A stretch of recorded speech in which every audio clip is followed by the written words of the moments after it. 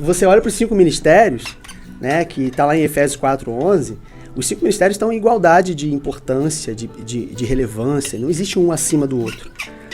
Ele fala sobre apóstolos, profetas, evangelistas, pastores e mestres. O que a igreja faz? Mas, na verdade, essa confusão está em uma coisa muito simples. Porque muitas vezes a gente confunde cargo com encargo. Uhum. Né? Para uma estrutura, uma organização, ainda que seja uma organização espiritual, uma igreja, ela se desenvolver, é necessário alguns cargos. Então, por exemplo, você ter um diácono, um presbítero dentro do ambiente de igreja, é necessário. E as pessoas vão te reconhecer, vão entender qual é a função a partir daquele cargo que ele exerce. Mas ele acha que o diácono é menos poderoso do que o evangelista. É onde você precisa entender, onde nós precisamos entender que existe a diferença entre cargos e encargos. Encargos, dentro de contexto de igreja, fala dos 5 ministérios. Apóstolo, eu gosto de exemplificar com esses dedos aqui, você já deve ter visto isso, né? O apóstolo é aquele que toca todos os dedos. Por quê? Porque ele precisa conhecer um pouco dos outros 5 departamentos, vamos dizer assim, das 5 funções. Então ele profetiza quando tem que profetizar, ele evangeliza, ele ensina e ele também pastoreia. Mas o foco principal do apóstolo é fundamentar, é plantar igrejas. Uhum. Então você tem o profeta, que é esse dedo, né? Aquele, assim diz o Senhor, né? Aquele que aponta, mas não para acusar, aquele que aponta a direção, né? Que está olhando lá para frente, está dizendo, vai mudar o tempo, vai virar, né? Vamos por esse lado e tal.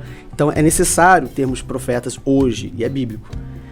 Evangelista é esse dedo aqui porque é aquele que vai mais longe, né? Aquele que vai lá fora, aquele que vai buscar a ovelha que se perdeu, aquele que tem dom natural, cara. Ele já nasce com esse carisma, né? Ele é muito bom em diálogo, ele é muito bom em fazer amizades, enfim. O pastor, que representa esse dedo aqui, anelar, porque é o dedo da aliança, porque ele tem um compromisso com a noiva, de cuidar, de abraçar. E o mestre.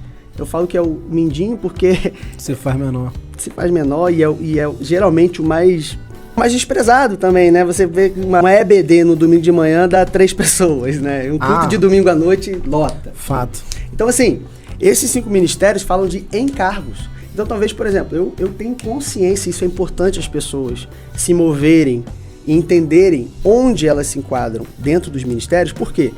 Porque você vai trabalhar para o reino de uma forma intencional, o seu serviço ele vai ser intencional. Então, eu tenho consciência que meu ministério é de mestre. Talvez, e eu espero que isso aconteça, eu nunca seja reconhecido como mestre. Ninguém vai me chamar, o mestre Ricardo vai estar aqui entre nós. Não, porque isso não é cargo. Eu estou falando de encargo. Estou falando de algo espiritual. Estou falando de algo que desde a minha infância, desde sempre, eu me vejo com uma didática, com facilidade de lidar com pessoas, de ensinar, de amar fazer isso. Então, é nos encargos que você flui e não funciona. Funcionar, eu posso funcionar mecanicamente, aprendendo qualquer outra atividade, qualquer outra atribuição. Agora, no meu encargo, eu fluo.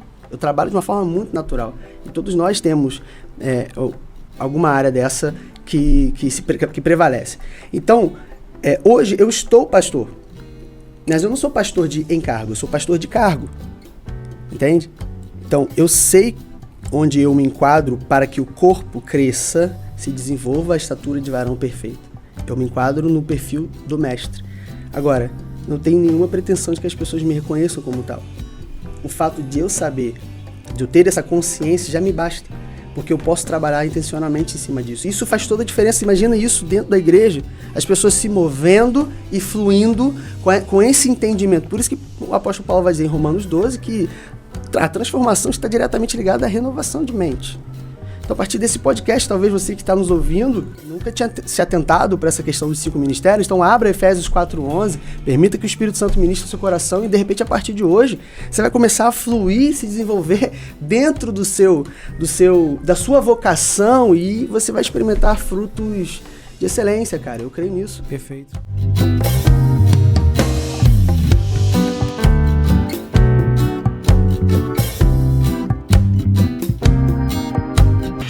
De influenciar, de ser um influenciador, me faz olhar para o meu chamado particular, para a minha vocação, dessa forma. Tudo que eu sou, todos os dons que Deus depositou em mim, eles são sementes. Eu carrego isso comigo. Então, assim, o que define o Ricardo? O Ricardo é um cantor? O Ricardo é um compositor? É um escritor? Não, se eu coloco, por exemplo, até... Você não se rotula. Se eu me rotular como escritor, eu já não posso. A sociedade não permite. Eu não posso cantar. Ninguém vai ouvir as minhas músicas, porque eu sou o escritor. Ele não pode, cara, que absurdo. O cara, né, querer atuar em duas áreas. Não. Então, eu fujo disso, né? Eu sou alguém que está aprendendo e ensinando enquanto aprende o caminho da intimidade com Deus. Por meio de músicas, livros, pregações, conversas, resenhas. Eu gosto de desenhar, de design, né? Então, toda essa pegada artística é quem eu sou, cara. É o que eu carrego. São essas sementes que eu vou distribuir, porque esse é o meu modus operandi. Então, hoje eu tenho aqui comigo, né, alguns livros que Deus me deu a graça de escrever, né, ao longo da minha caminhada. O caminho com o Senhor desde 2009, né, que me converti. E esses livros são, assim, os mais recentes, são meus xodóis, assim, cara. São como filhos, né? E esse aqui, eu quero falar com você que tá me acompanhando, né? Vou aproveitar e fazer o merchan aqui, né? Fazer propaganda.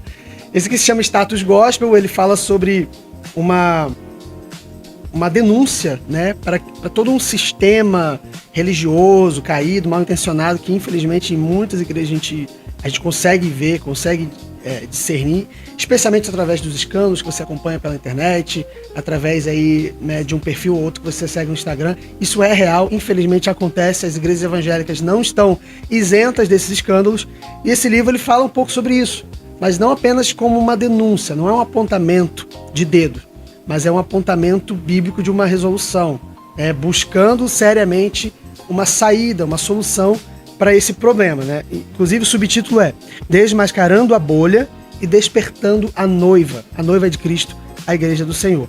E esse aqui, Meu Eu Real, ele já é um pouco mais voltado para a identidade. A nossa identidade, ela é a base para que a gente possa definir o nosso destino, né? Se eu não sei quem eu sou, qualquer destino para mim serve. Se eu não defino em Deus a minha identidade, eu estou sujeito aí a ser moldado pela cultura terrena, pelas ideologias terrenas, pelo que o Instagram diz que eu sou, pelo que o mundo diz que eu sou, pelo que o meu pecado diz que eu sou. Não, eu não sou o meu pecado, eu não sou o que eu cometi, o que eu faço, o que eu fiz, eu sou aquilo que Deus diz que eu sou na sua palavra. Então esse livro, Meu Eu Real, fala justamente sobre identidade real.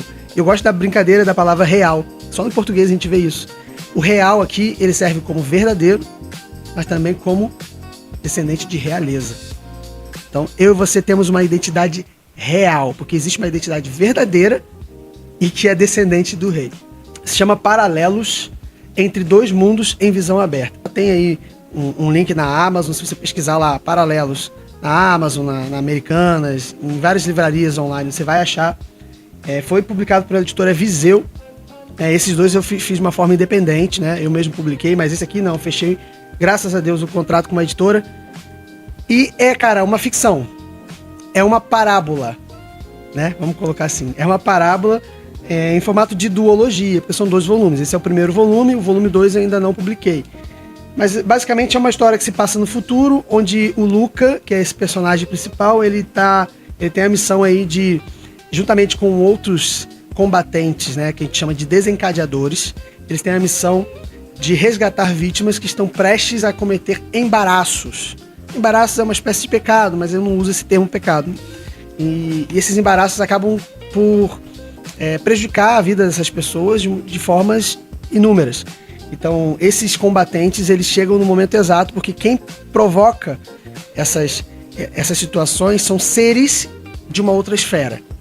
São seres de uma esfera que eu chamo de labirinto sombrio, e esse labirinto sombrio possui aí o que eu chamo de servidores do mal. Esses servidores do mal são arpias, são sereias, são piratas do além-mundo, e enfim, são alguns seres que eu coloquei alguns nomes diferentes aí, que na verdade são como se fossem demônios ali, né? Sim. E eles acabam influenciando as pessoas a tomar mais decisões, fazer mais escolhas, e esse grupo de pessoas aqui, os desencadeadores, eles são como se fossem a igreja, né? Pra estar ali no momento de combater, e há um confronto, há um conflito, existem armas especiais para você poder lutar com esse tipo de ser, porque são invisíveis, eles estão aqui agora, mas ao mesmo tempo você não consegue ver. Então, enfim, eu faço essa brincadeira meio de Stranger Things, né? Para quem já viu a série vai se identificar. E existe um personagem central, que é o Cordeiro, né, cara? O Cordeiro é esse leão branco de 6 asas, ele é uma referência direta a Cristo, e ele tá ali o tempo todo também mentoreando, né, liderando essa equipe de combatentes. Esse presente é para você.